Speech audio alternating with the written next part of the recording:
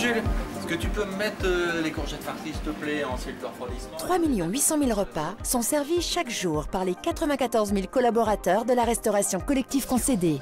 Parmi eux, Laurent et Jules, un binôme bien dans son assiette. Jules, jeune apprenti cuisinier qui ne manque pas d'enthousiasme et d'énergie. Et puis, Laurent, chef gérant d'un restaurant d'entreprise et maître d'apprentissage de Jules. Dans moins de 2 heures, 250 convives sont attendus. Et c'est chaud devant pour notre duo.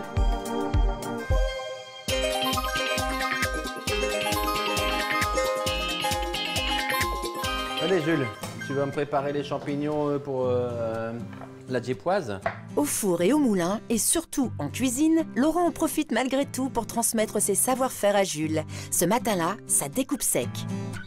Mais Laurent, en quoi consiste le métier de chef gérant? Donc ma mission, ça consiste donc à préparer les menus, passer les commandes, organiser le travail, gérer le personnel et également satisfaire la clientèle et au quotidien. Autre mission importante pour Laurent, la lutte contre le gaspillage alimentaire. Ce que l'on gaspille, c'est ce qu'on ne vend pas.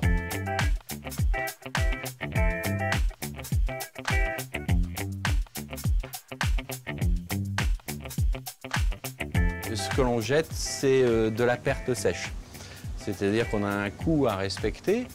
Et ce coût, quand on peut l'optimiser, c'est ce qui nous permet également d'améliorer le quotidien. Et au niveau du pain également, on a mis en place un gaspillomètre où on voyait le gaspillage du pain pour une première semaine et le gaspillage du pain pour la deuxième semaine. Et là, les gens, enfin nos convives, on a vraiment vu la prise de conscience au niveau du gaspillage. Donc nous, le tri sélectif, ça se fait dès le départ, dès la réception des marchandises, le tri des différentes palettes, le carton, les papiers, les emballages. Jules, il faut faire le réassort des boissons, s'il te plaît.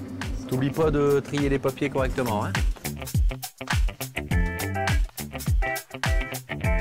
Donc quand on utilise des conserves, effectivement, les boîtes sont mises dans un container spécifique, au même titre que les plastiques, que le papier et le carton.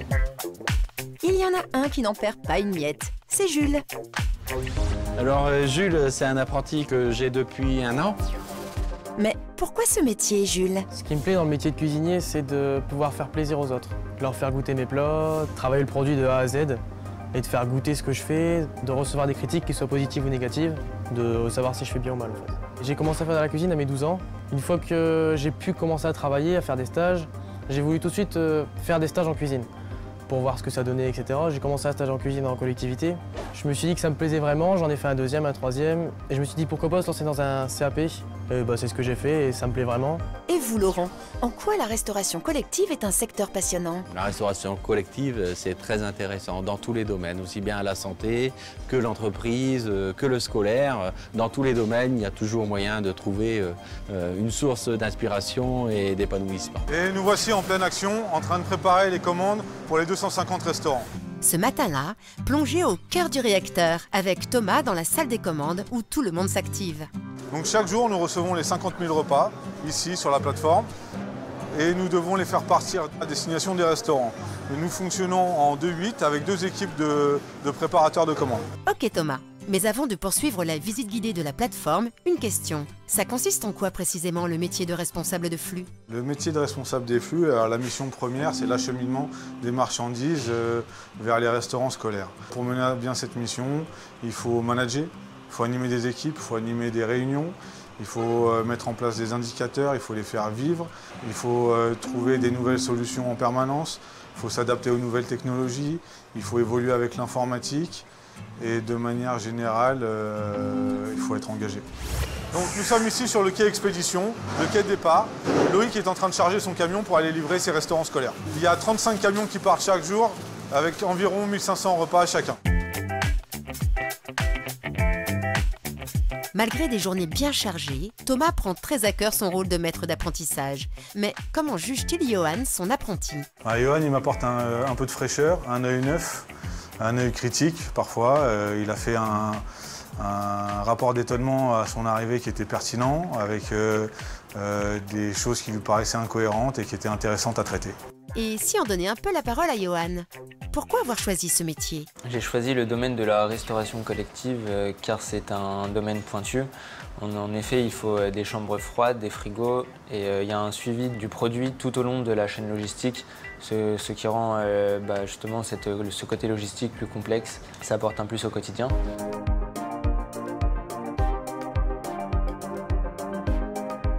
Mais Johan a une motivation bien particulière. J'ai moi-même été enfant et j'ai mangé à la cantine scolaire et il y avait parfois du retard. Ce retard, maintenant que je travaille dans la restauration collective, je le comprends et c'est une motivation pour moi que les enfants aient à manger en temps et en heure.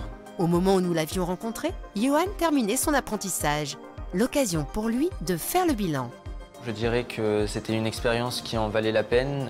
J'ai pu m'investir et avoir de la reconnaissance. J'ai appris pas mal de choses que je pourrais réinjecter dans d'autres entreprises. Donc voilà, bilan hyper positif.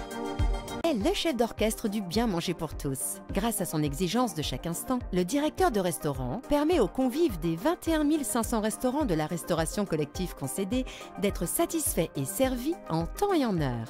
Dans ce numéro, nous allons faire connaissance avec l'un d'eux, Jacques. Entré comme simple apprenti, il dirige aujourd'hui un important restaurant d'entreprise. La preuve que dans la restauration collective concédée, on peut évoluer, notamment grâce aux 500 000 heures de formation mises en place chaque année.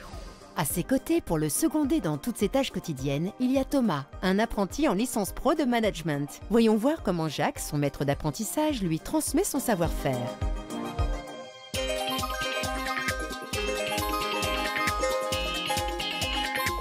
Bon, on dirait que tout se met en place avant le coup de feu sous la baguette de Jacques et son équipe. Jacques, c'est quoi les missions d'un directeur de restaurant? La mission d'un directeur de restaurant en restauration collective, c'est être le garant de la bonne gestion de son restaurant au niveau de l'hygiène, de la prestation et du planning de ses collaborateurs pour une meilleure organisation. C'est aussi faire la connexion entre les différents corps de métier de son équipe, du plongeur au chef de cuisine en passant par les caissières et l'administratif. Actuellement, je gère 15 personnes sur ce site. Mais les équipes de Jacques doivent subvenir à l'appétit et au bien manger de nombreux convives avec quelques particularités, n'est-ce pas? On prépare les repas pour 17 entreprises différentes. On fait aussi des livraisons de petits déjeuners et de plateaux repas dans chaque société. Actuellement, nous faisons 750 couverts jour. Ben dites donc, ça en fait du monde. Pour ça, il faut être efficace. C'est quoi le secret? Tous les jours, je participe à la production, à la mise en place pour avoir une bonne cohésion et comprendre toutes les problématiques de chaque corporation. Si on retournait voir Thomas, l'autre membre de ce duo de choc est toujours sur le qui-vive. Thomas, pourquoi la restauration collective? Alors, ce qui me plaît dans ce métier, c'est déjà qu'on ne reste pas tout le temps assis derrière un bureau. On est très actif, on va aider à droite à gauche, on découvre de nouveaux postes. Le côté relationnel aussi, on découvre des personnes qui viennent de différents horizons. Et puis en même temps, il y a un équilibre entre la réflexion et la pratique. Et il est comment, Jacques, en tant que tuteur? Ce que j'apprends de Jacques, mon tuteur, c'est qu'il est très souvent à l'écoute, tout le temps à l'écoute. Il n'hésite pas à expliquer, réexpliquer. Ce que j'aime aussi, c'est que Jacques me laisse beaucoup d'autonomie sur pas mal de tâches. Il y a encore des tâches où je ne peux pas être autonome et ça va venir.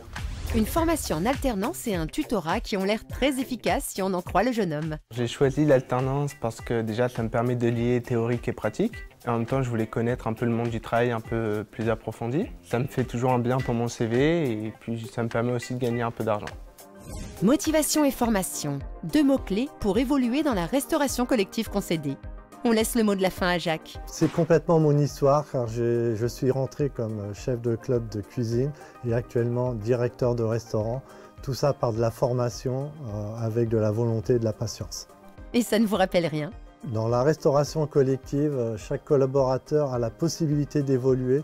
Il faut s'en donner la peine, être volontaire et surtout aussi le faire savoir. Agir au service du bien manger pour tous, telle est la mission des collaborateurs de la restauration collective concédée. Pour ce faire, près de 3000 personnes au profil diversifié sont recrutées et formées chaque année. Dans cette émission, nous ferons la connaissance de Justine, une pétillante apprentie ingénieure, et de Coralie, son maître d'apprentissage, responsable qualité et nutrition. Ce matin-là, ces dames sont en cuisine avec le chef. Au menu, entre autres, échange sur les qualités nutritionnelles des prochains repas de cet établissement pour personnes âgées.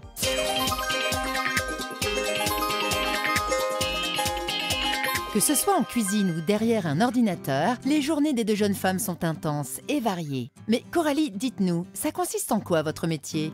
Alors mon métier est d'accompagner les équipes de restauration sur les domaines de la nutrition, de l'hygiène et de l'environnement, et tout ça dans une démarche d'amélioration continue. Ce que je préfère dans mon métier, c'est le fait de savoir que je me rends utile du point de vue de la nutrition, et ça c'est épanouissant. C'est que je vais m'adresser à des personnes qui en ont vraiment besoin. Donc, ces personnes âgées et ces personnes en situation de handicap ont des besoins nutritionnels spécifiques et c'est là où mon métier prend tout son sens. Très bien, mais comment se passent vos journées concrètement? Concrètement, je vais aller sur les établissements, réaliser des audits, mais aussi des formations pour pouvoir m'assurer que les équipes de restauration mettent bien en place les engagements. Je vais être en cuisine toute la matinée, où là je vais pouvoir observer et puis poser des questions aux équipes de cuisine. Au moment du service, je vais être présente aussi pour aller constater ce qui est fait au niveau du service. Et en début d'après-midi, on va faire un point avec les équipes, l'objectif étant de voir ce qui convient et puis ce qu'on pourrait améliorer. Pour accomplir ces différentes tâches quotidiennes, elle est assistée par Justine, son apprentie. Car dans la restauration collective, la transmission des savoirs, c'est important. N'est-ce pas Coralie? Oui, il est important pour moi de transmettre mon savoir à Justine, qui est apprentie avec moi depuis septembre. Et il semblerait que le courant passe bien. Oui, donc Coralie est une bonne maître d'apprentissage, puisque justement, j'ai quand même une grande liberté, mais elle a toujours un œil sur ce que je vais faire, et elle a toujours le bon conseil pour que je puisse m'améliorer tout au long de mon apprentissage, donc ça m'aide vraiment à grandir.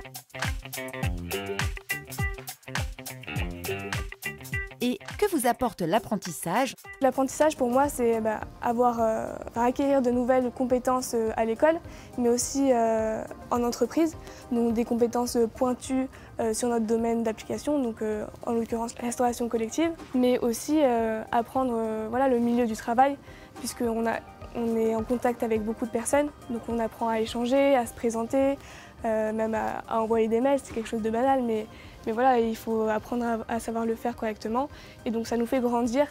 Ce qui est très agréable aussi, c'est d'être dans le milieu de la restauration collective, donc de pouvoir goûter plein de plats différents, tous les mets culinaires qui peuvent être préparés, et de pouvoir justement améliorer et donner des conseils sur ce qui est préparé. Mais c'est vrai que c'est souvent des moments agréables de pouvoir manger.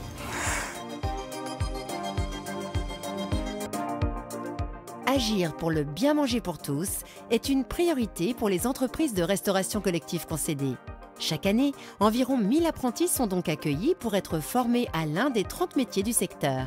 Dans cette émission, rendez-vous avec Justine, une apprentie ingénieure en alimentation et santé, et Sophie, responsable régionale, maître d'apprentissage de la jeune femme. Ce matin, si on allait se rafraîchir dans la chambre froide. Donc est-ce que tu peux montrer où est-ce que tu prends les températures des frigos? Alors, du côté des chambres froides, donc là on a 3 chambres froides de l'un côté de l'autre. Tous les matins et tous les soirs, on enregistre la température.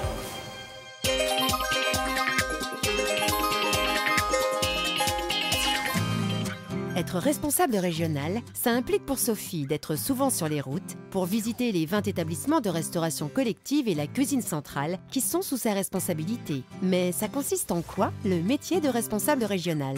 Le poste de responsable régional en santé médico-sociale consiste à garantir la satisfaction des consommateurs, des résidents, des clients, en passant par la qualité de nos prestations. Autre aspect important du poste, le suivi et la gestion de la relation avec les clients des établissements médico-sociaux. Et une priorité, la sûreté alimentaire. Dans le secteur du médico-social, la sûreté alimentaire est prioritaire du fait que nous accueillons sur nos établissements des personnes avec un âge avancé, mais aussi des personnes avec des situations de handicap. Donc nous allons préparer des mets et des plats avec des textures modifiées et avec des incidences au niveau de la production alimentaire qui sont à vérifier. Contrôle des produits, stockage aux bonnes températures, traçabilité des aliments, les procédés sont très rigoureux, comme nous le confirme Justine.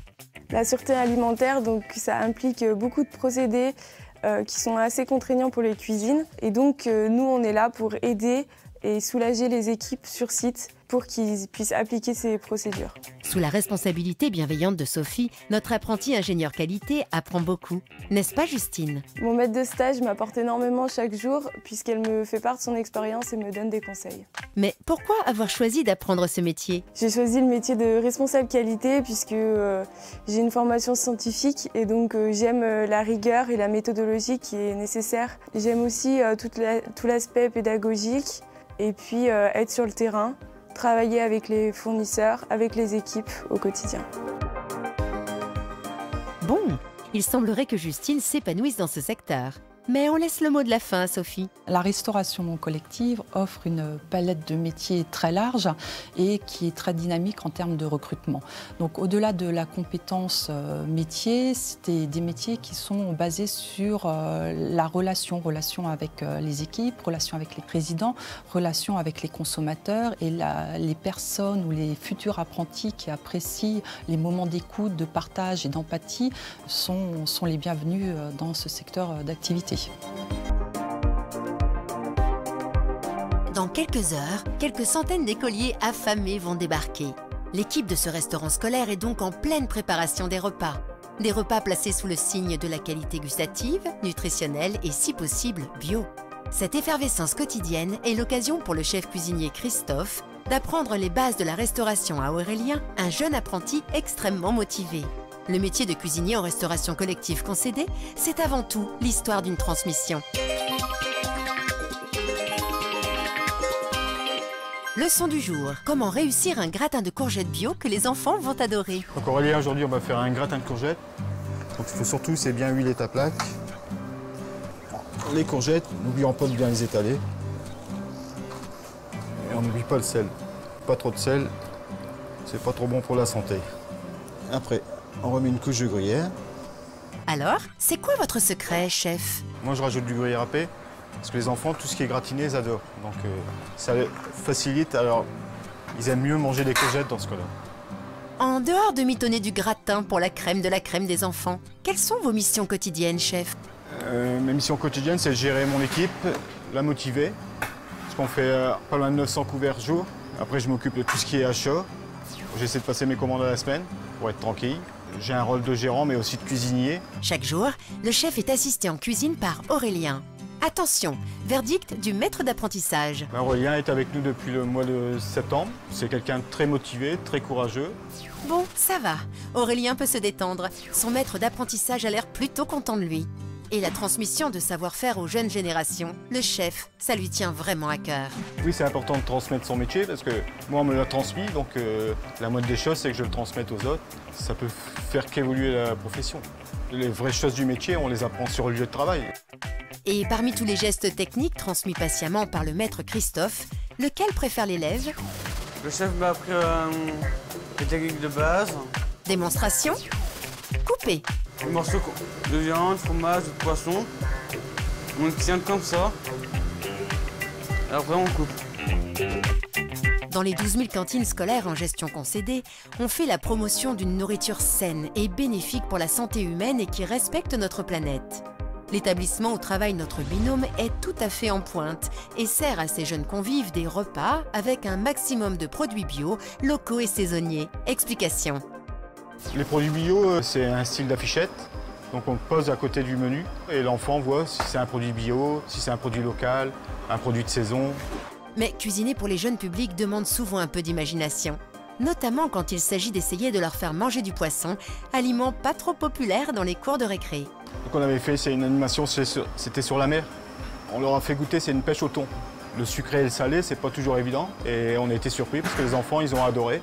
En sachant que les enfants n'aiment pas le poisson, on voulait trouver une solution pour leur faire manger avec la sauce. J'ai eu l'idée d'une sauce à base de poivron et j'ai été surpris. Ils sont tous revenus pour la sauce et le poisson. Pour en savoir plus sur les métiers de la restauration collective, rendez-vous sur le site du Syndicat national de la restauration collective, snrc.fr.